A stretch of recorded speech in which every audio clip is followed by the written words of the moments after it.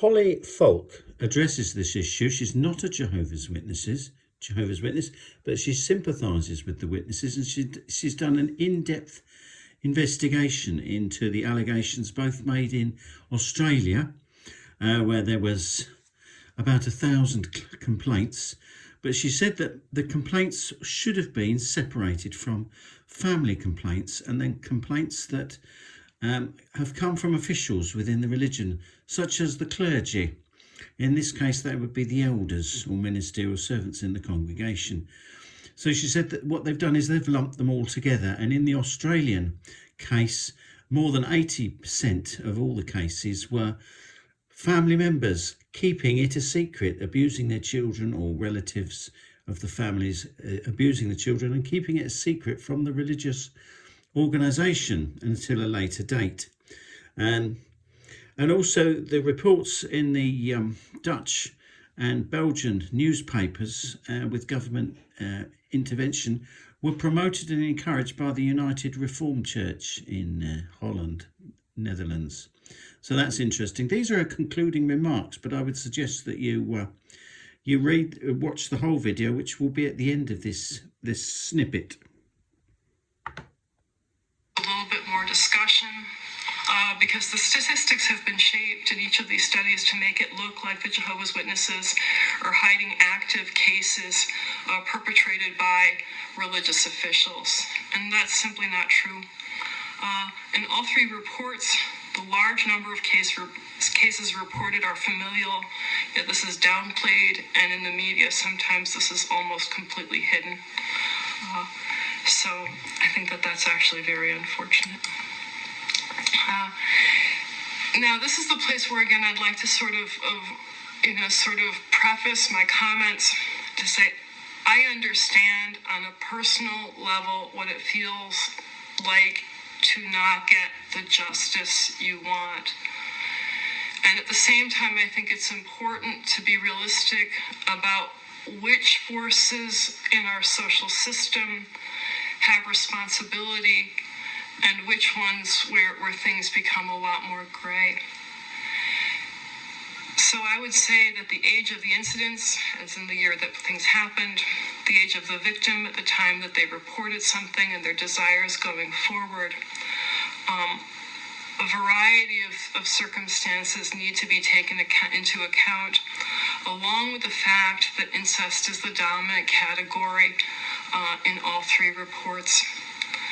And let me say this, because I think that this is also important. I have not read the disciplinary reports from the Jehovah's Witness Organization, but I have read all three of the studies, and I've read a variety of pieces, carrying forward the complaint of victims in the media.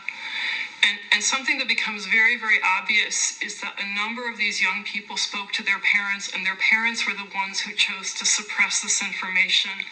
And they had every right to be angry. But one of the things that's being completely overlooked is something that we have documented, is the role that families had in keeping this information secret. So I think that that's actually something that's actually very significant when we think about how to efficiently and effectively address this issue. To get a true estimate of whether any religion is associated with sexual abuse, it's important to factor in family abuse for all groups, and not to think, okay, this is going to be an isolated phenomenon within particular religious traditions, and it's something that's not going to happen in other religions or in other parts of society. None of the studies have shown the Jehovah's Witnesses to have a pattern of shielding clerical abuse. This stands in contrast to other religions where abuse has become known. And the studies communicate many complaints about the process of investigation. I hear that. I understand that. But it's also important to realize that the Jehovah's Witnesses can offer a number of reports from individuals who appreciated the support they received during a family abuse crisis. Let me just say, I understand that these issues are very, very hard for pastoral care, and it would probably be good if people who are involved in counseling across the board managed to up their game. But I also think that we cannot retroactively apply standards that did not happen or were not in place 30 years ago, 40 years ago, for cases where in some cases, in many cases, unfortunately, the perpetrator has already died. So that's actually kind of a problem. Witnesses, ignoring how other religions have similar beliefs and practices. The Jehovah's Witnesses do comply with mandatory reporting laws wherever they are instituted. They support the institution of mandatory reporting laws everywhere. The standards for addressing sexual abuse have evolved. I'll leave you with something else to sort of think about in terms of who is gaining from this international media gain. Obviously, anti-cult activists. Well, actually, I was going to say, anti-JW activists and also sort of more mainstream anti-cult activists are very involved in this effort. So we can sort of see here, I thought that this was really sort of an amazing kind of like, oh my gosh, Watchtower kind of file. But the other thing along with kind of anti-cult activism, which the JWs have faced for a very long time, is to think concretely about who is benefiting from this campaign. And that is to say, there's a huge financial interest in driving the demonization of the Jehovah's Witness organization. There are personal injury lawyers who have shown up across the United States and increasingly around the world. There are open calls. Please, contact our law firm and we'll see what we can do. And so nobody should be surprised to sort of know that this has actually become a very profitable business, and think about that as a motive for why it's being pushed forward as an issue right now.